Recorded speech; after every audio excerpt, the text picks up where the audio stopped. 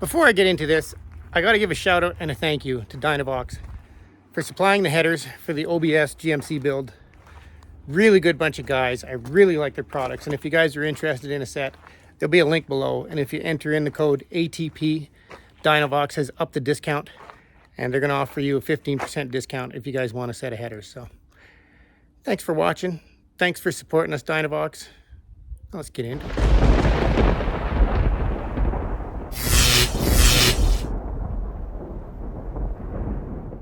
Well, today I'm doing my header install on this 98 GMC Vortec 350, and I have the Dynovox polished headers I want to put on this thing.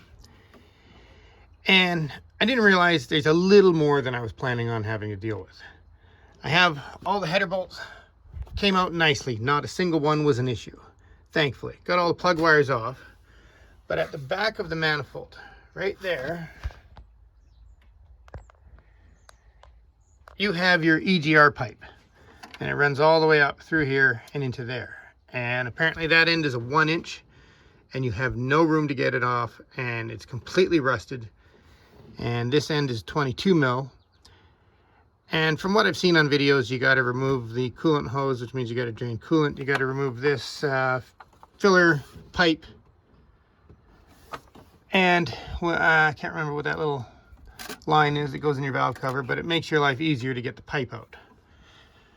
So it's a little more intense, and what guys are doing, because they can't get a wrench in there and the nut's seized anyways, is they take a cutoff wheel and they just cut the pipe off right above the nut and then get a new pipe. So that's an additional $100 or $150 for that pipe you have to add for expenses, plus some coolant, just so you know. I wasn't expecting to have to deal with that, because I've never done headers on a Vortec Chevy before. So I tried to get a wrench in there. Didn't work out for me. Guess I got to get underneath it and cut it off. But then that whole manifold to come out, I can put the new one in. And today's a holiday, so I have to order the EGR pipe in. And this side, I have all undone. The collector bolts are all rusted and stripped, so I'm going to have to cut those off. And then while we're dealing with this side, the starter was giving me grief. Once in a while it would engage, or most of the time it engages, sometimes it doesn't. So I think I will probably just put a new starter on at the same time, because I want this truck reliable. I might do a new alternator and just all the bolt-on parts. Let's just replace them, so there's no issues down the road. So I'm going to cut that off and get a header in there. Well, that came out way easier than I thought. It's extremely thin, so literally zipped it off in probably under 10 seconds. And I just want to suggest that while your exhaust manifold is out, it's a really good time to change your oil and filter, because you have so much access to it. And the transmission cooler lines right there, which always leak, and of course both these ones are leaking too. Extremely common on these OBS Chevys. It is a really good time to deal with that, but right now I don't have the budget to throw another 500 bucks at this thing. Before you know it, you're like, oh, next thing you know, you find another thing and you find another thing. So I'm going to have to deal with those lines at another time, which we've done it before on the plow truck we built. It's not a huge deal. But I'm just saying, if you have the extra money, you might as well plan to deal with those things when you're doing this header swap.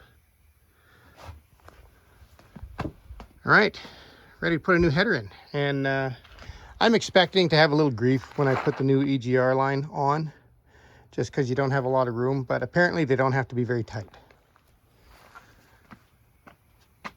Making progress.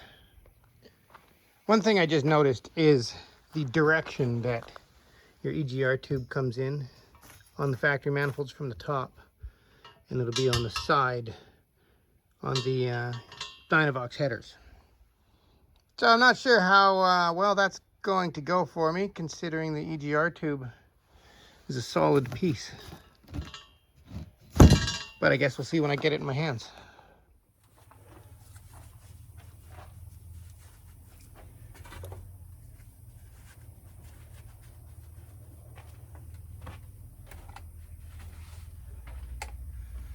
So I removed the airbox. It's literally just one 13mm bolt that comes right up underneath the fender well into the airbox. And then you got one clamp running from the airbox to your intake. And that's got a bunch of wires to it. So I just left it hanging up there. Now, one thing I've noticed is OBS Chevys, while they're awesome trucks, they're plagued with all sorts of issues when they get tired and worn out. So I had to zip cut these off, and part of the collector plate, clamp, whatever you want to call it, broke off and came with it because it's also rusted. So now I'm dealing with a Y-pipe and a starter and draining coolant and an EGR pump. So my, not including the price of the headers install, just turned into possibly another $500 or $600. But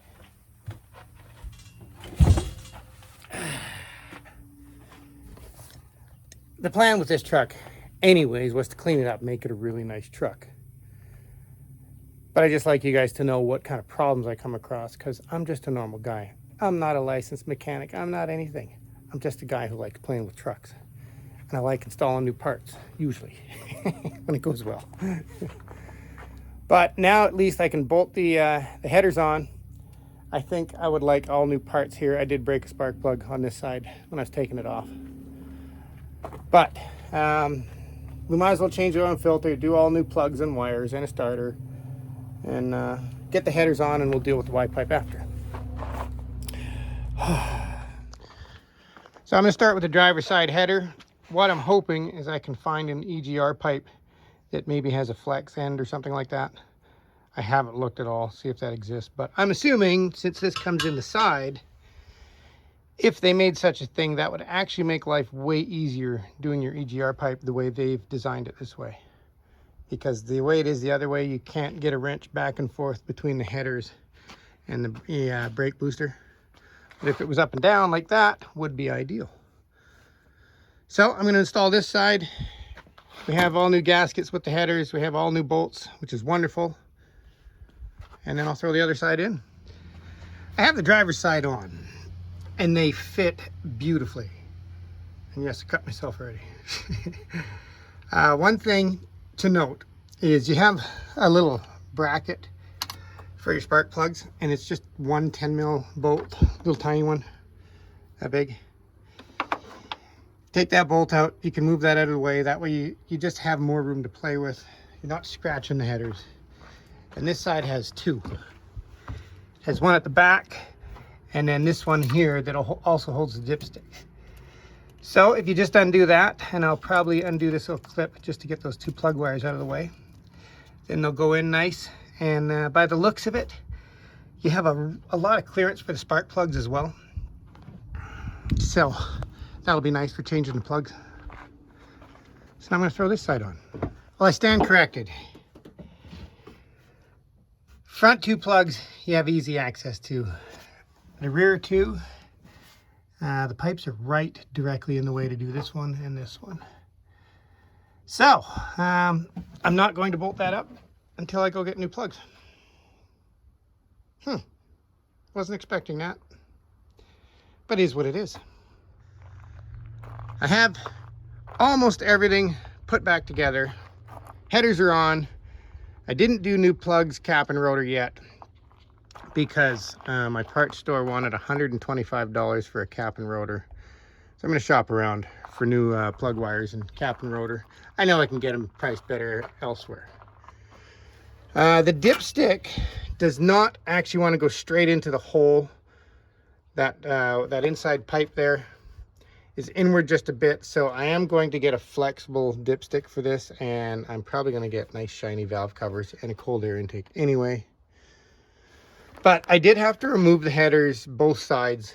Thankfully I didn't bolt them all the way up to do all the spark plugs. This side you might be able to get some kind of a flexible tool to do them all. I just didn't have one. But because they're new, they weren't tight, it just made sense for me to just pull them off again, which I don't mind doing. And then that EGR tube. It turns out my parts store wants $230 for the EGR tube that I cut off. And I have OBS Chevys laying around here, so I'll see if I can get another one. But the distance from where it went into the exhaust manifold to where it's got to go is about that far. And the pipe isn't that flexible. They do make a 90-degree fitting to come out of there to send it directly up. So I'm going to have to mess with that a little bit. But that's just, I just wanted to do a quick video and try it out and show you what you might encounter when doing this. As for the exhaust and the white pipe, I kind of feel like we should do a proper set of dual exhaust anyway. I can't stand white pipes. So I don't see why we shouldn't try Dynovox's do-it-yourself tubing kit for building your own exhaust next. Just because, you know, I love trying new parts. So that's your header install video for now. I'll continue this later. I'm running out of time and have to go back to work. And it also turns out that the brakes on this thing are completely locked up on this wheel. Strangely, I have a set of brand new brakes for it in the box.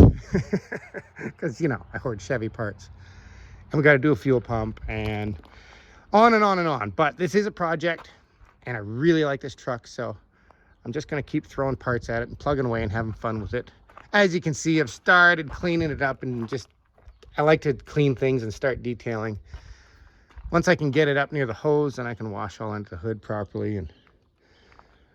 But it makes me want to work on it more as I clean it. Yeah, it definitely needs a set of shiny valve covers. That's a must. So that's it. Thanks for watching, you guys. And don't forget, click the link below if you want 15% off if you actually like the headers. They fit beautifully. They look really nice. The welds are really decent on them.